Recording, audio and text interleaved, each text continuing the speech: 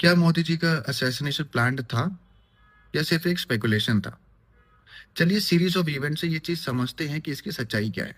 जब मोदी जी जापान और चाइना के दौरे के बाद हिंदुस्तान वापस आते हैं तो उन्होंने एक स्टेटमेंट दिया। सुनिए क्या बोल रहे हैं वो। कल रात ही मैं जापान और चीन की यात्रा करके वापस लौटा हूं। आप गया था इसकी ताली बजा रहे हो, आया हूं इसकी ताली बजा रहे हो। ये स्टेटमेंट दिया था ना, तो उनके चेहरे पे एक चिंताजनक भाव था। दिमाग सबका ठनका था, लेकिन सबको लगा चलो हो सकता है ट्रैवल की थकान हो।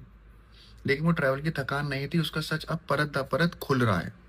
31 अगस्त को ढाका में टेरेंस नाम का एक सीआईए एजेंट मारा जाता है संदिग्ध हालत में।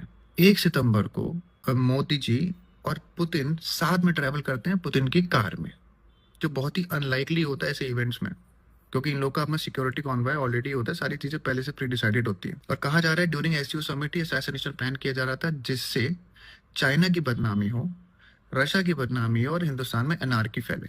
1 ही सितंबर को एफएसबी और रॉ साथ में एक जॉइंट ऑपरेशन करती है और आईएसआई का एजेंट सेम होटल में मारा जाता है संदिग्ध हालत। सीआईए की हिस्टोरिकली जब वो किसी देश को पीछे खींच नहीं पाते हैं तो सोचते हैं कि उसके राजा को खत्म कर दो, देश खुद पीछे भाग जाएगा।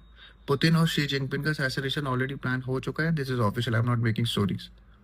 मोदी जी का असैसिनेशन प्लान था कि नहीं था, it's still a speculation, but if you connect the dots it is making sense.